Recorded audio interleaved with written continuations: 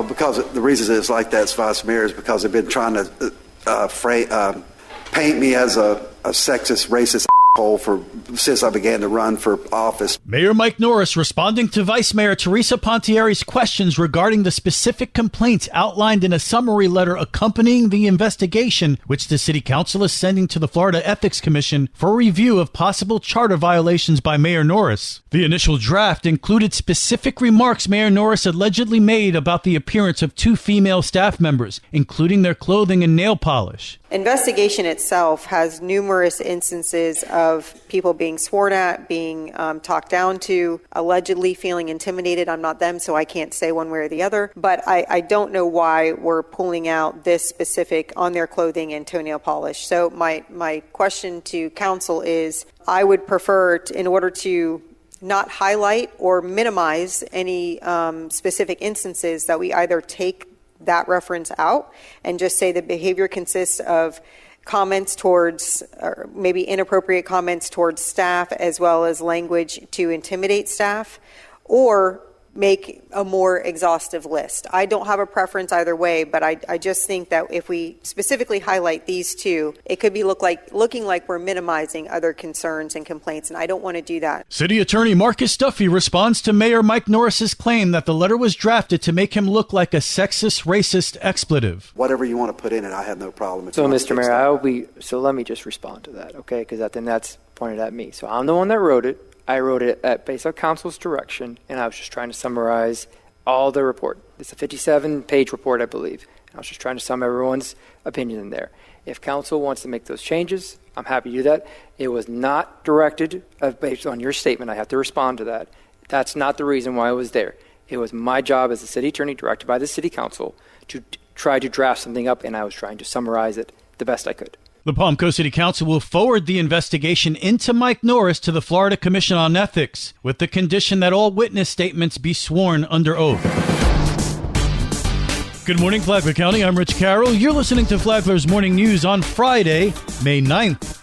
We're still going to have housing come in, but I think there are ways to emphasize and force timing that may help a little here. Despite the controversy surrounding Palm Coast Mayor Mike Norris, City Councilman Dave Sullivan is vowing to move forward on major plans like Palm Coast's westward expansion. Mayor Mike Norris has been vocal about his opposition to new housing developments, but Sullivan tells the Friday Free-for-All the westward expansion presents a new opportunity. I think there are ways for the city council, if we're just talking westward expansion, I'm not the expert here, just coming in, but maybe there's ways to emphasize the commercial and industrial.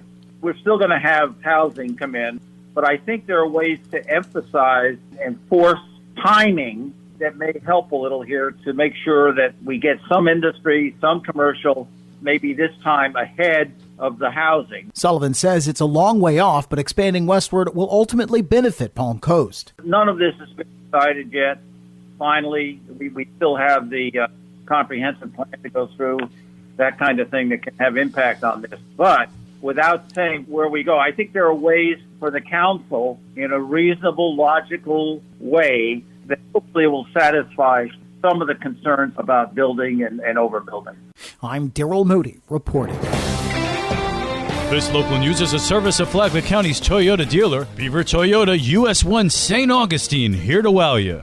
The weekend is here and there's plenty of family fun to be had in Flagler County. This is Stacy with Fun for Augie Kids. The annual Kids for Real free fishing clinic tomorrow is a hands-on fishing clinic where kids will learn casting techniques, knot tying, conservation practices, and water safety. The first 150 kids will also receive a free fishing pole. Join the fun at the Mommy and Me Summer Blooms event. This hands-on planting experience allows families to create beautiful take-home planters. This is a wonderful opportunity to introduce kids to gardening while celebrating the mothers in our lives. Get ready for the rock painting program at Gamble Rogers State Park. This is a fun and creative activity where participants can paint their own designs on rocks. All supplies are provided. For more on these events and others, please visit us on our website at fun4augiekids.com. Have a great weekend. And now you're up to date on Flagler's Morning News. I'm Rich Carroll. And now, Mike Licio with your WNZF local sports update. The Matanzas softball team hosted Ponte Vedra in the first round of the regional playoffs, looking for their first postseason win since 2021. Pirate Leah Stevens and Shark Taylor Scribner dueled to zeros through the first half of the game, but the Pirates found land in the bottom of the fourth. Fly ball, center field, track, to the wall, Henning digging for two, Fogel scores, and it's 1-0. Ava Henning drives in Juliet Fogel to give the Pirates the lead. In my mind, the only thing that was going was 2 outs, so what? Because 2 outs don't really make a difference as long as you score the run. Pirate coach Sabrina Manhart. She's a competitor in that box and in every at-bat, and she did an amazing job tonight of taking advantage of runners in scoring position and hitting the heck out of the ball. And I'm just so proud of her. She's never scared to step in that plate and get it done. Through 6 innings, Stevens allowed just one base runner. In the 7th, it was time to close the door. A lot of history riding on this at-bat. Pirates looking for the second playoff win in their history. Up the middle, right back to Leah Stevens.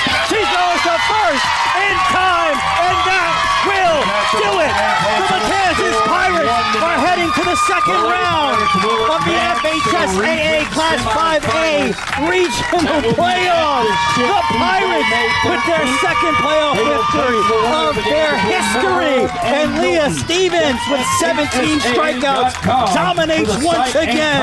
And the Pirates are moving on. The 1-0 win makes Stevens 17-0. I knew how I was pitching all game. I knew I was getting better as the game went on, so I just kind of had trust in myself, my teammates, knew where I was and didn't get ahead of myself. Matanzas improves to 22-1. Watch the replay on the Flagler Radio YouTube channel. The Pirates host Middleburg Tuesday at the Ship in round 2. Watch that game live on the Flagler Radio YouTube channel at 7. In other softball news, former Pirate Emma Wood was selected All-Sunshine State Conference at Embry-Riddle. Former Bulldog Bailey Holmes was selected to the All-Citrus Conference team at College of Central Florida. Over a dozen FPC athletes will compete in Saturday's state championship track and field meet in Jacksonville, including defending shot put champion Colby Cronk.